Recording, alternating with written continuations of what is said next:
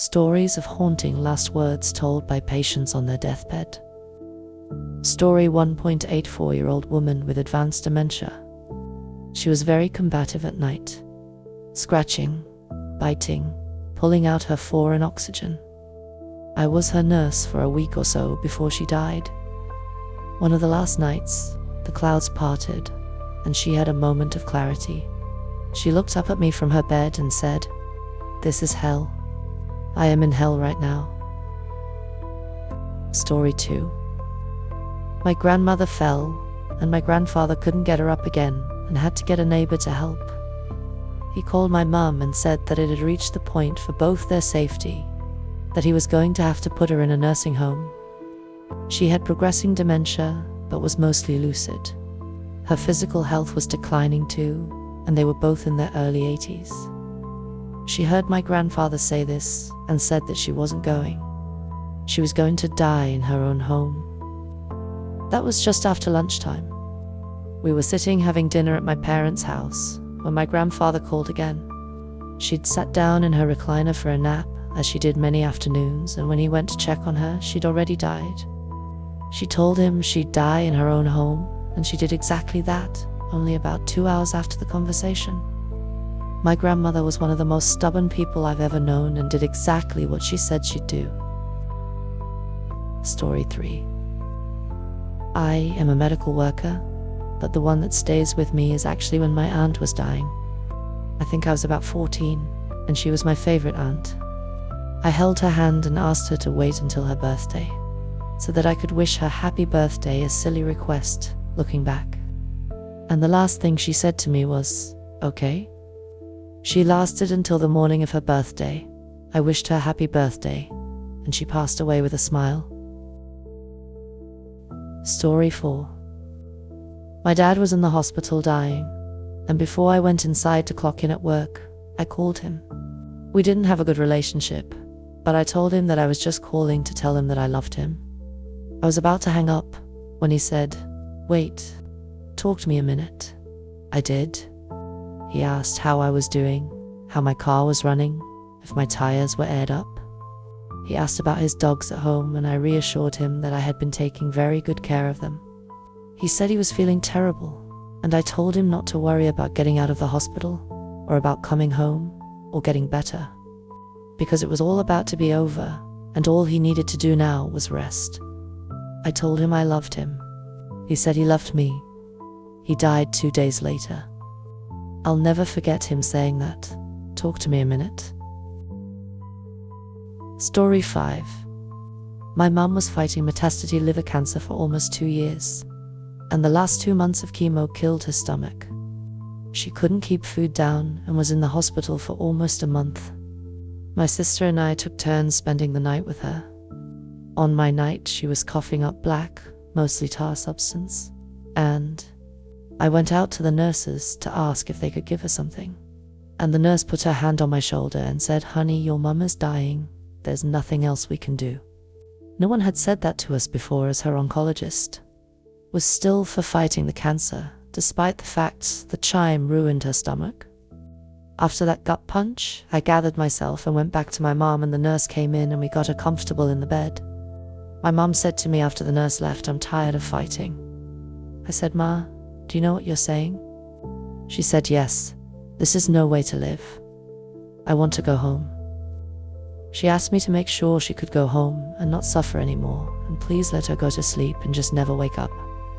We brought her hospice set up to her home, and my sister and I stayed with her. The most wonderful hospice nurse honored my mother's wishes and made her comfortable. Everyone came to see her and say their goodbyes while she had the most lucid and peaceful last conscious day. We laughed and shared memories and photos. As the day drew into night, she became weaker and more sedated. We said we loved her, and she said she loved us. To have her tell us she loved us as her last words gives me some peace. We told her it was okay and we'd be fine. She went to sleep and never regained consciousness. It was the most peaceful death, and I am hopeful we honored my mother's wishes. She didn't suffer after leaving that hospital. Story 6. Not words, but just pure terror and not being able to talk from pain.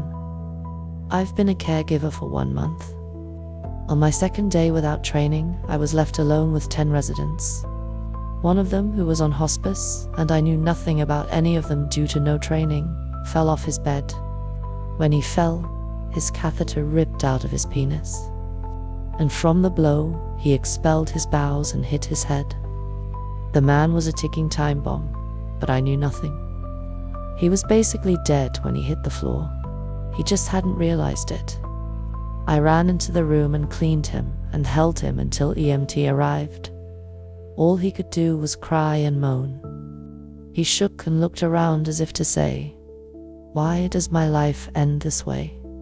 His eyes said it all. I comforted him in his last moments and held him like a mom would. EMTs took him away, and then he drowned in his own fluids in the hospital. Ripper.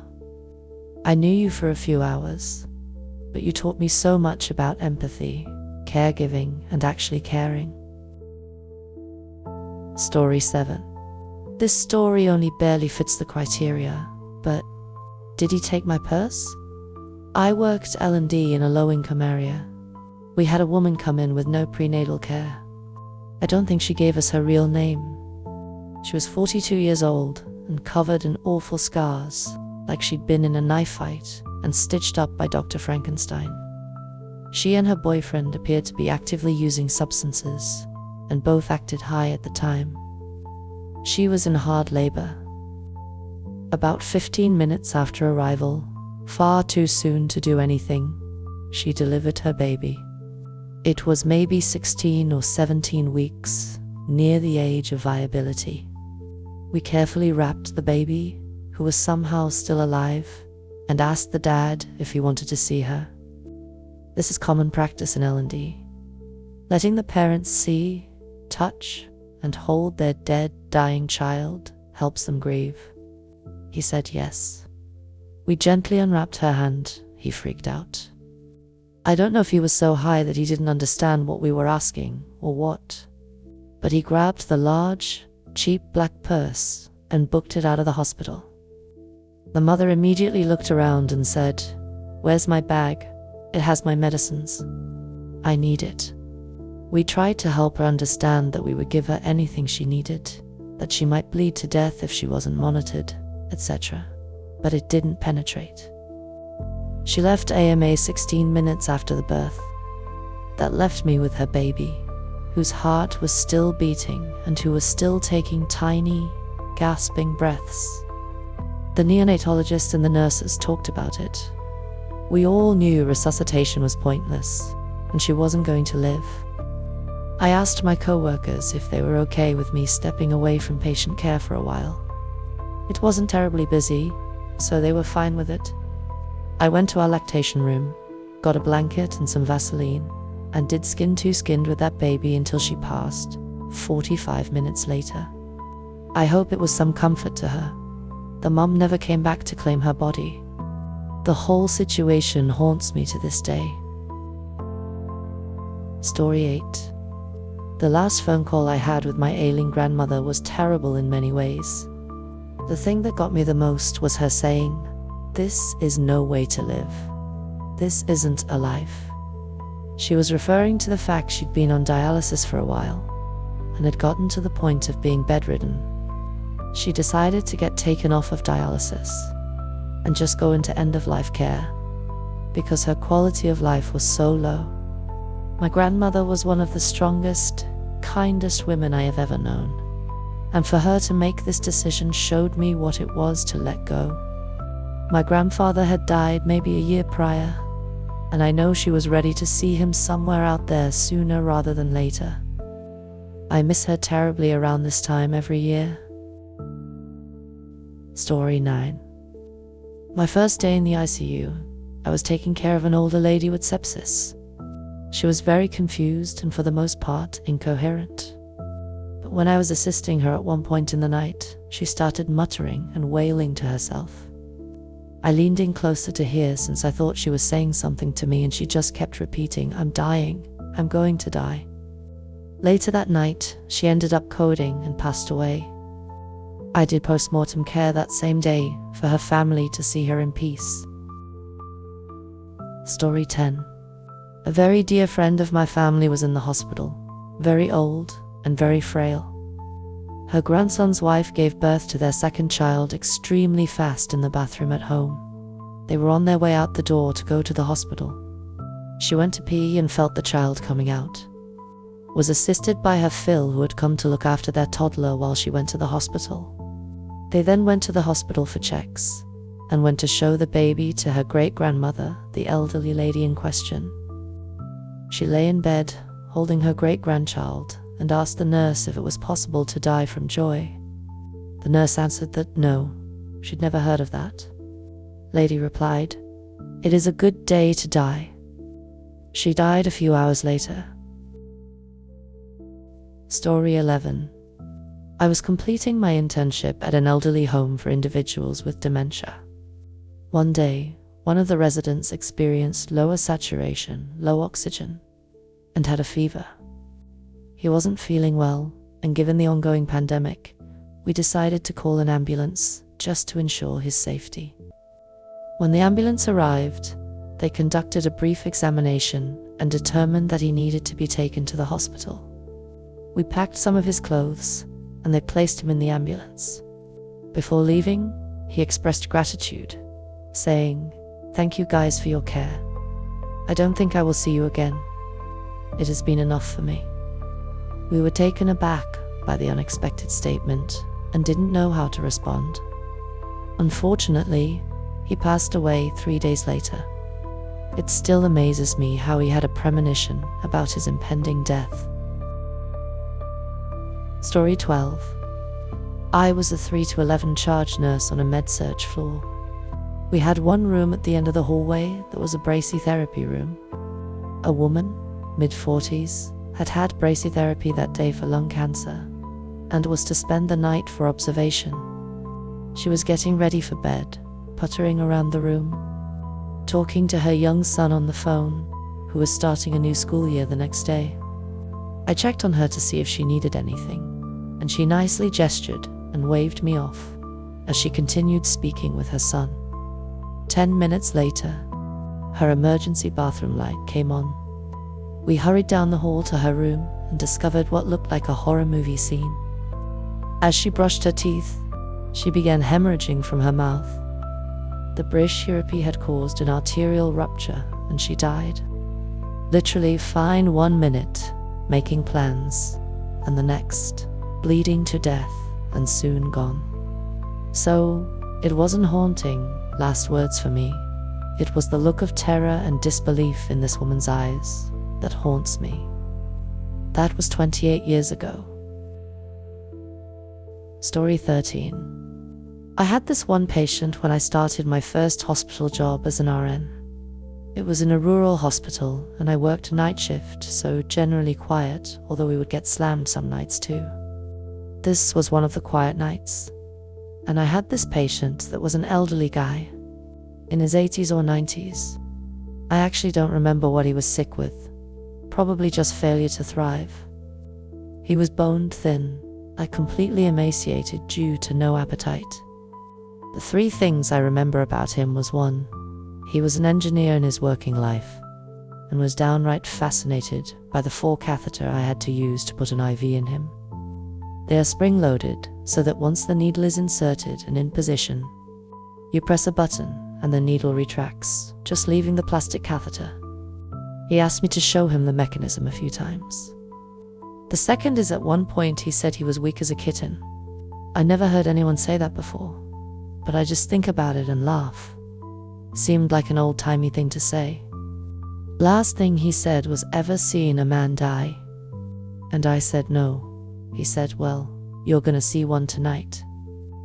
I laughed at that too, even though it was very morbid. I assured him I wasn't going to see a man die that night, and I didn't. But I don't think he lasted more than a week after that. Story 14. I worked at a hospital unit that had hospice care on my floor. An older lady was admitted. She wasn't doing well, but was very friendly, and everyone that took care of her adored her. Her husband doted on her, only went home occasionally to shower and came right back. He never wanted to leave her side. One night she insisted he go home and get some rest in a bed and come back in the morning. She took a turn that night, and there was no way he was getting back before she passed. But she was lucid.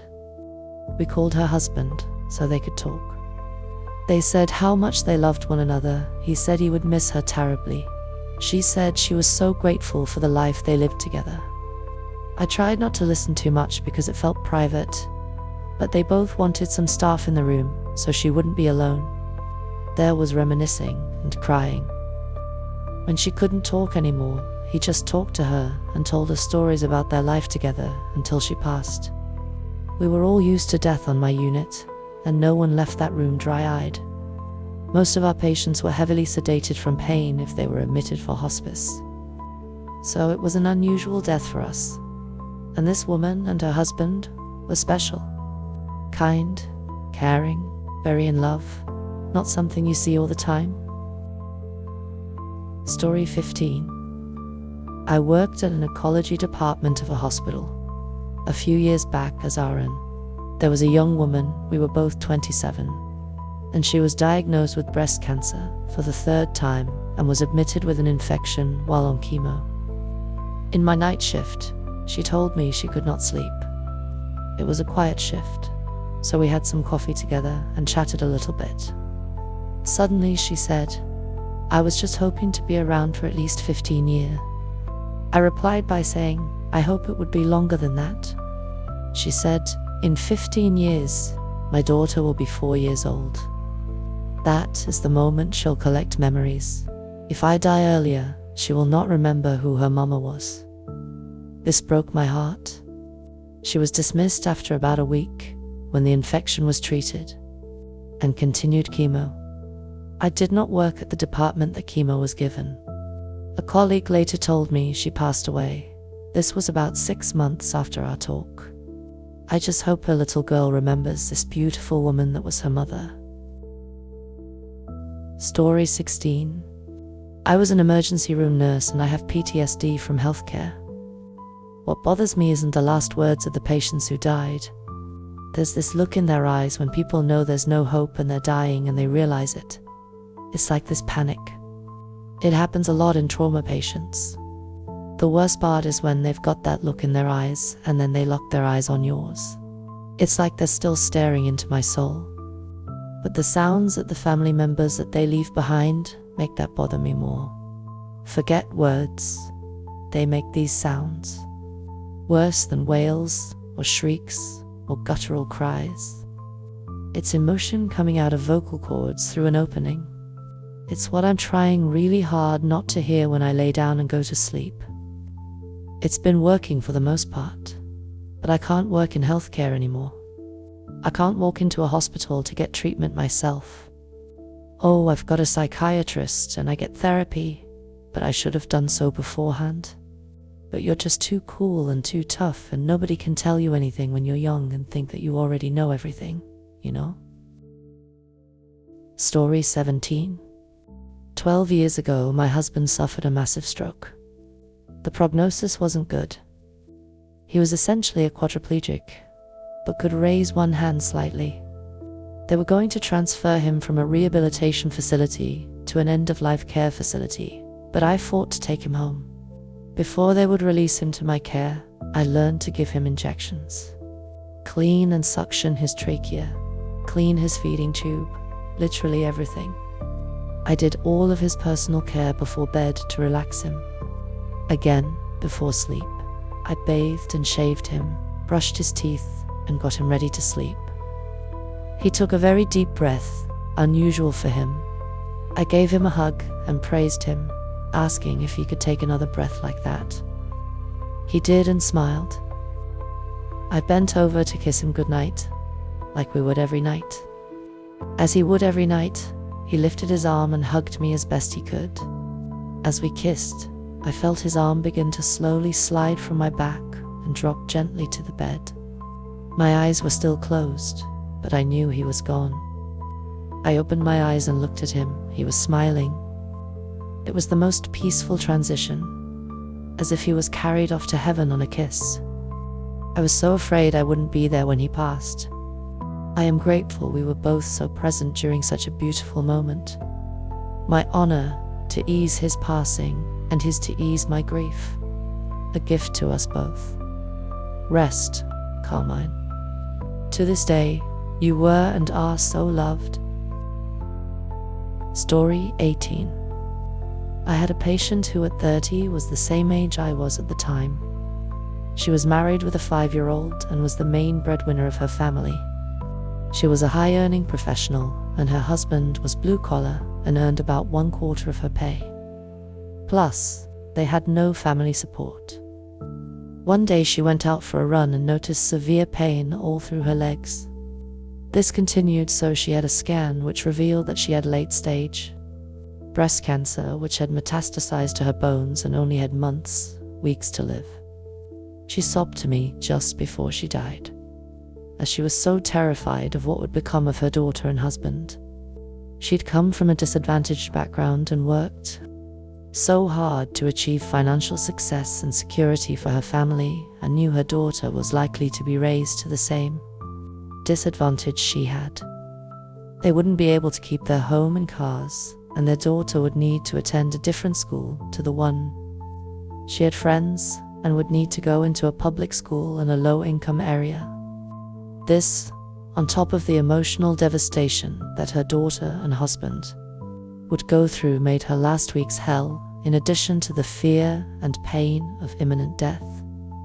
I have made sure my husband and I have very high life insurance coverage and think of her frequently. I've had many terminal patients, but she remains in my mind the most. Story 19. When I was a nurse on the floor, I had a wonderful female patient in her 70s. She was in and out of the hospital a few times with complications from CHF, congestive heart failure. Her family would visit here and there, and I remember it being around a holiday, but can't remember which. She wasn't doing well earlier in the week, but towards the end, she started doing much better and was going to be discharged the following day. Before I gave a report to the nurse coming in, she said she was in some pain, and I had given her some Toradol. Afterwards, she said that she was so excited to get out of the hospital and see all of her family with endless smiles and thank you. After I had given a report and was leaving the floor, I heard a code being called, and I looked over at the telemetry monitors and saw that it was my patient. She ended up passing. This was early in my nursing career, and I questioned if it was the Toradol that I had given her, or if I had missed something in her charts. I was reassured that oftentimes, patients will show great signs of improvement before passing away, and that it was nothing that I had done or could have done to prevent it. It wasn't haunting as in something morbid at all, but it still sticks with me today. Her smiles were so genuine and peaceful. I think that thank you to me were the last words she had said. Story 20. I was a med-surg nurse during COVID, during the Delta wave. Our hospital was bursting at the seams, just like every other hospital. I've been there for a lot of last breaths, but one that haunts me the most to this day was a 72-year-old woman. She had just recently found that her cancer was in remission, and she was hopeful. She had done everything right during COVID and only left her house to go to her medical appointments. The only contact to the outside world was her caregiver, who would come to her house to help her with cooking and cleaning and delivering groceries. She caught COVID and became incredibly ill. I won't go into the details, but I was with her the day she got more bad news. She had already been on high-flow oxygen, and it was clear it wasn't going to be enough very soon. Almost all our ventilators were in use, so the hospital had to save them for people with the highest chance of survival. I was hanging a new 4-bag in her room when she grabbed my arm and told me, "I don't want to die. I'm scared. Please don't let me die." I stopped what I was doing and hugged her. She told me her story and how she thought she had more years left. I sat with her for as long as I could without neglecting my other very sick patients. She was on hospice the next day, then passed away silently. She didn't have any family left, and I think about how she died alone in the world. I left MedSurg a year later, when I realized how much being a COVID nurse had broken me. Every time I walked by her room, I could hear her begging me to save her, so vividly. There were other rooms that haunted me as well, but her words just shook me. Went to therapy again, switched units, mother-baby unit. I'm much happier now. I cry about what I went through during the early COVID years sometimes when something triggers a memory, but it's getting easier now. That is all for today. If you have enjoyed this video, do you like and subscribe? I post once a week or more. You can also subscribe to my Patreon below to support me. Hope you have an absolutely amazing day, and hope you'll check my other videos on screen.